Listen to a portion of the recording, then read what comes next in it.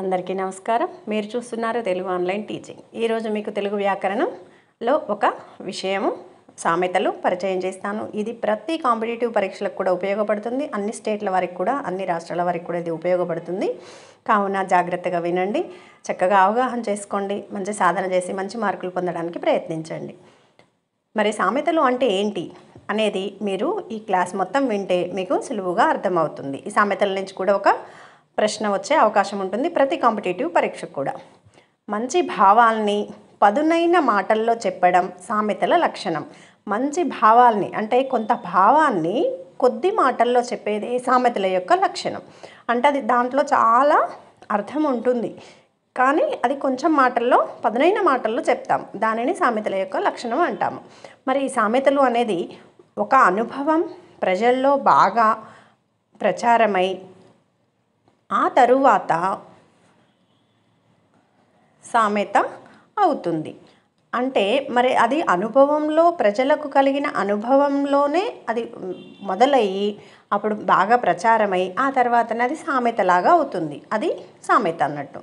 అంటే ప్రజల అనుభవాన్ని, ఎక్కువ అనుభవాన్ని కొంచెం మాటల్లో చెప్తూ ఉంటారు. అది సామెత. మరి సామ్యత నుండి సామెత అనేది ఏర్పడింది. సామ్యత నుండి సామెత అనే పదం ఏర్పడింది.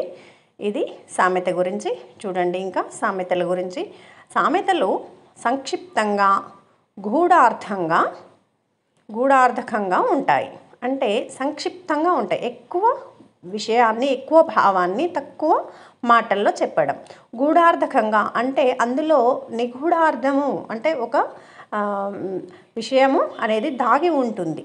తెలియని విషయం దాగి ఉంటుంది. అంటే వేరొక విషయం దాగి ఉండడమే, ఒక మాటలో వేరొక విషయం దాగి ఉండడం గూఢార్థం అంటే. మరి ఉదాహరణలు చూడండి. ఉరకబోయి బోర్ల పడ్డట్టు. ఉరకబోయి బోర్ల పడ్డట్టు అంటే ఉరుకుతూ బోర్ల పడటం కాదు.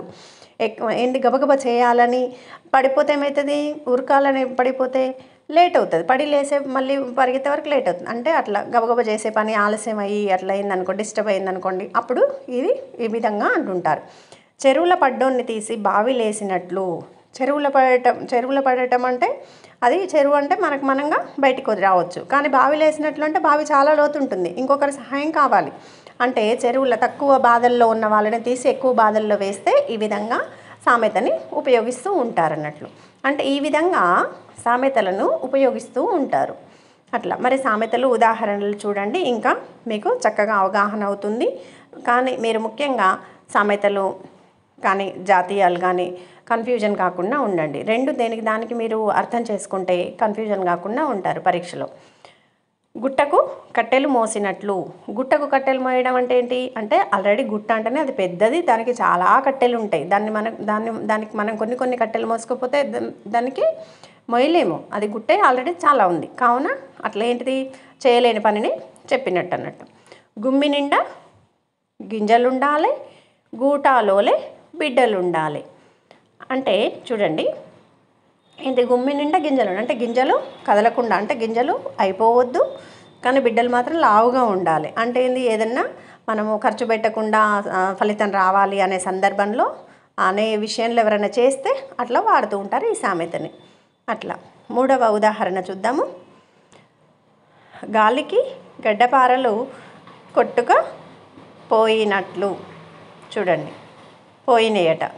గాలికి గడ్డపారలు కొట్టుకుపోయినట్టు. గడ్డపార అంటేనే ఇనుము, చాలా మందంది, అది మనం కదిలిస్తే తప్ప కదలదు. కానీ గాలికి గడ్డపారలు కొట్టుకుపోవడం అంటే ఏంటి అంటే మనము అసాధ్యమైన విషయాన్ని ఎవరైనా చెప్తే అది దీన్ని ఇట్లా ఈ విధంగా సామెతను వాడుతూ ఉంటారన్నట్టు, అసాధ్యమైన విషయాన్ని. నాలుగవది చూద్దాం. కట్టకు పుట్టచేటు, చెట్టుకు తొర్రచేటు. అట్లా అన్నట్లు.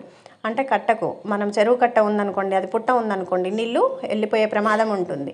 చెట్టుకు తొర్రచేటు, చెట్టుకు ఒక రంధ్రం ఉందనుకోండి, అది దానికి చాలా నష్టం వాటిల్లుతుంది. అట్లా. ఊరు దూరమైంది, కాడు దగ్గరైంది. ఊరు దూరమైంది అంటే వృద్ధాప్యం దశలోకి వచ్చినప్పుడు ఊరు దూరమైంది అంటారు. అంటే మరణానికి దగ్గరగా ఉన్నప్పుడు. కాడు దగ్గరైంది అంటే వల్లకాడు, మనం చనిపోయినప్పుడు పెడతారు కదా శ్మశానంని, కాడు అంటారు. కాడు దగ్గరైంది అంటే మనము చివరి వృద్ధాప్య దశలో మనం చనిపోయే దశకు వచ్చినప్పుడు అలా అంటూ ఉంటారు.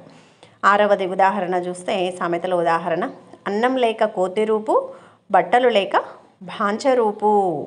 అన్నం లేక కోతి రూపు, అన్నం తినకపోతే ఎలా ఉంటుంది, కోతి ఎలా ఉంటుంది, మొత్తం కోతికి ఏమాత్రం ఎక్కువ మజిల్స్ అనేవి ఉండవు, కండలు అనేవి ఉండవు, అంటే అట్లా కోతి రూపు. బట్టలు లేక బాంచ రూపు, బాంచ అంటే ఏంది, బానిసల్లాగా. బానిసలు ఏంది, మనం చిరిగిపోయిన బట్టలు, మామూలుగా పిచ్చి బట్టలు, చింపిరి బట్టలు అలా కట్టుకుంటారు. అలాంటి సందర్భంలో చూడండి ఇలా ఇలా వాడుతూ ఉంటారు సామెతల్ని. 7వది ఉదాహరణ చూద్దాం. అయినోళ్లకు ఆకుల్లా, కానోళ్లకు కంచాల్లా. అట్లా చూడండి, అయినోళ్ళకి ఆకుల్లో అంటే దగ్గర బాగా కావాల్సిన వాళ్ళకి ఆకుల్లో పెడతారట, కాని వాళ్ళు అంటే ఎవరో దూర బంధువులకు మాత్రం కంచాలలో పెడతారట, అంటే తినే ప్లేట్లో పెడతారట.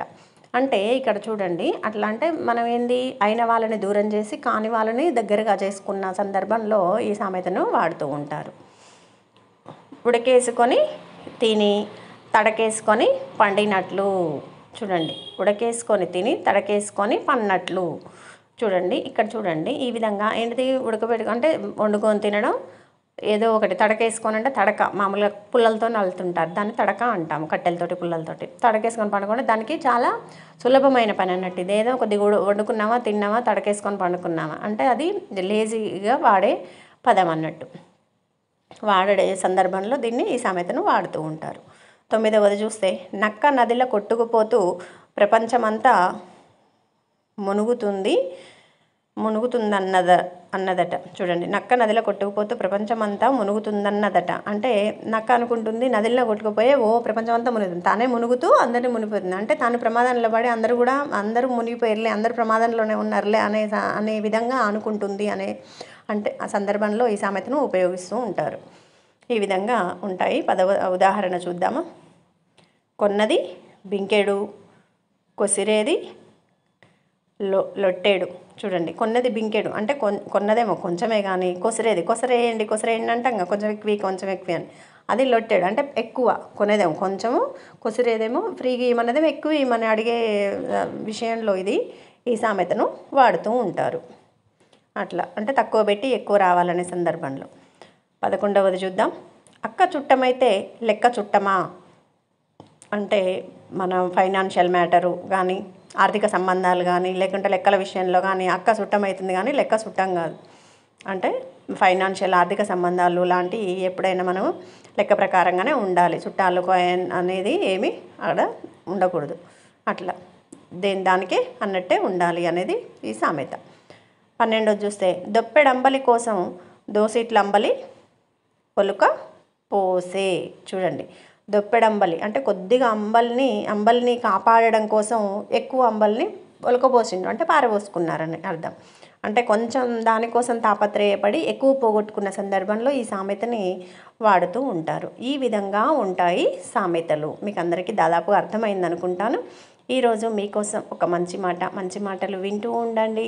వాటిని మననం చేసుకుంటూ ఆచరిస్తూ ఉంటే మీరు కూడా ఉన్న స్థితి నుంచి ఉన్నత స్థితికి చేరుకోవడానికి మంచి మాటలు చాలా ఉపయోగపడతాయి. మరి ఈరోజు ఏంటో ఆ మంచి మాట మీకోసం చూద్దాం.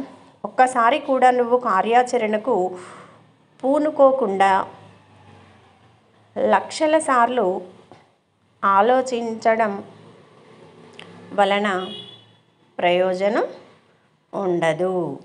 చూడండి, మీరు ఎన్నోసార్లు మీరు విజయం పొందాలి అని మీరు ఎన్నిసార్లు లక్షల సార్లు అనుకున్నా అది వ్యర్థమే. కానీ మీరు కార్యాచరణకు ఒక్కసారైనా పూనుకోవాలంటే కనీసం ఆ పనిని చేయాలి అనే ఆలోచన ఒక్కసారి చేయగలగాలి. ఆచరణ అంటే చేయటము, ఆలోచించటం లక్షల సార్లు ఆలోచిస్తావు, కానీ కనీసం పని ఒకసారైనా చేయాలి అనేది ఎవరు చెప్పారు? ఇది గురునానక్ గారు చెప్పారు. ఇది నేను చెప్పింది కాదు, గురునానక్ గారు చెప్పడం జరిగింది అన్నట్టు. ఈ విధంగా ఒక్కసారైనా నువ్వు ఆచరించి చూడు, లక్షల సార్లు ఆలోచించడం కాదు అనేది విషయం అన్నట్టు. పొడుపు కథ. ఈరోజు మీకోసం ఒక పొడుపు కథలు కూడా మీకు కాంపిటేటివ్ పరీక్షల్లో వస్తూ ఉంటాయి.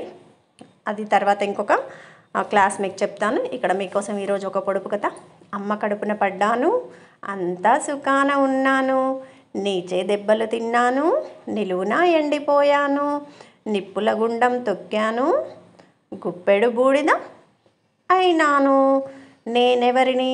చూడండి, అమ్మ కడుపున పడ్డాను, అంతా సుఖాన ఉన్నాను, నీచే దెబ్బలు తిన్నాను, నిలువునా ఎండిపోయాను, నిప్పుల గుండం తొక్కాను, గుప్పెడు బూడిద అయినాను, నేనెవరిని చెప్పగలరా మీరు? పిడకను. పేడతో తయారు చేస్తారండి. పిడక అంటే పేడతో తయారు చేస్తారు. ఈ విధంగా ఉంటుంది. అందరికీ నా ఆశీస్సులు. చక్కగా విజయం పొందండి, మంచి మార్కులు పొందండి.